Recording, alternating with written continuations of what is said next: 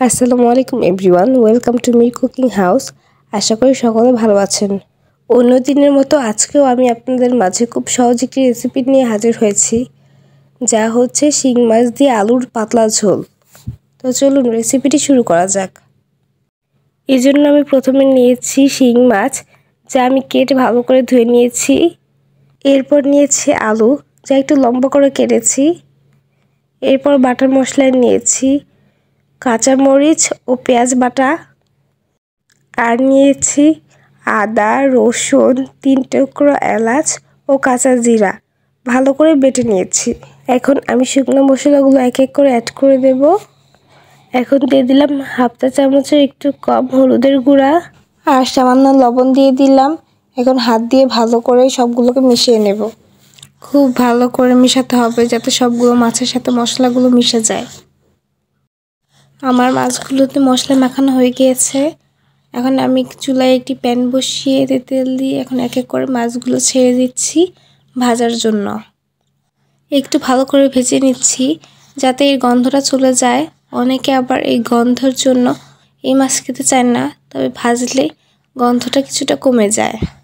এখন ভাজা হয়ে গেছে, এখন আমি আরেক সাইড ভাজার জন্য এভাবে উল্টিয়ে দিচ্ছি।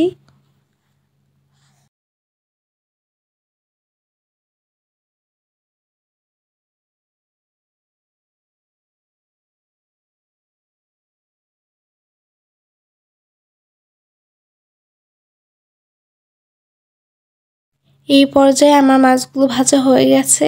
এখন আমি মাছগুলোকে তুলে নিলাম।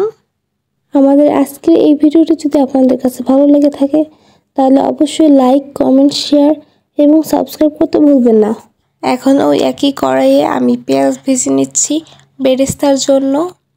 এটি চাইলে আপনারা স্কিপ করতে পারেন। বেরেস্তার কালার চলে আসা না পর্যন্ত আমরা এভাবে কিছুক্ষণ অনবরত নাড়তে থাকবো। এভাবে নাড়তে হবে, নইলে বেরেস্তাগুলো পুড়ে যাবে। বেরেস্তার কালার চলে এসেছে, এখন এগুলোকে আমি তুলে নিলাম। এখন মূল রান্নায় চলে আসি। চুলায় একটি প্যান বসিয়ে এতে তেল গরম করে নিচ্ছি।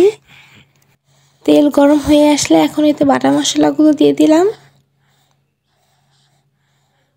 এখন কিছুক্ষণ ভালো করে নেড়েচেড়ে ভেজে নেব।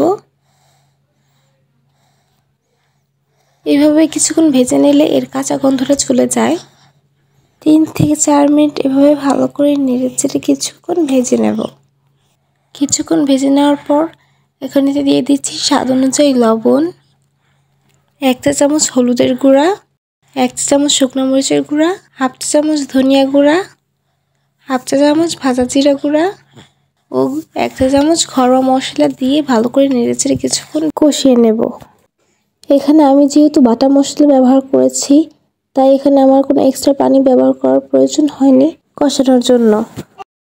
যদি আপনাদের প্রয়োজন হয় তাহলে সামান্য পানি দিয়ে কিছুক্ষণ কষিয়ে নেবেন। কিছুক্ষণ ভালো করে কষিয়ে নেওয়ার পর এখন এতে কেটে রাখা আলুগুলো দিয়ে দিলাম। এখন ভালো করে কিছুক্ষণ নেড়েচেড়ে কষাবো। এভাবে কিছুক্ষণ কষানোর পর এখন দিয়ে দিচ্ছি পরিমাণ মতো পানি, যাতে আলুটা তাড়াতাড়ি সিদ্ধ হয়ে যায়। ঢাকনা দিয়ে ঢেকে এভাবে কিছুক্ষণ কষাতে হবে, আর ঢাকনা উঠিয়ে কিছুক্ষণ পর পর নেড়েচেড়ে দিতে হবে। এই কষানোর উদ্দেশ্য হলো যাতে আলুটা তাড়াতাড়ি সিদ্ধ হয়ে যায়। আর মাছ আমরা আগেই ভেজে নিয়েছিলাম, যেহেতু মাছ আমরা আগে থেকে ভেজে নিয়েছিলাম, এজন্য বেশিক্ষণ রান্না করার প্রয়োজন হবে না। অফ ক্যামেরায় আমরা ভেজে রাখা মাছগুলোকে দিয়ে দিয়েছিলাম আর ঝোলের জন্য পানি দিয়েছিলাম। এই পর্যায়ে টেস্ট করে বুঝতে পেরেছি লবণ কিছুটা কম হয়েছে, এজন্য লবণ দিয়ে দিলাম। এখন সামান্য নেড়ে দিলাম যাতে লবণটা সম্পূর্ণ তরকারির সাথে মিশে যায়, আর ঢাকনা দিয়ে ঢেকে দেব। ঢাকনা উঠিয়ে এভাবে কিছুক্ষণ পরপর নেড়েচেড়ে দিতে হবে। তরকারি ঝোলটা এই পর্যায়ে কিছুটা শুকিয়ে এসেছে আর আমার তরকারি প্রায় হয়ে গেছে। রান্না হয়ে গেল আমাদের শিং মাছ দিয়ে আলুর ঝোল। এখন এর উপরে আমরা বেরেস্তা দিয়ে দিলাম। সো থ্যাংক ইউ এভরিওয়ান, দেখা হবে পরের ভিডিওতে। ভালো থাকবেন সবাই। আসসালামু আলাইকুম।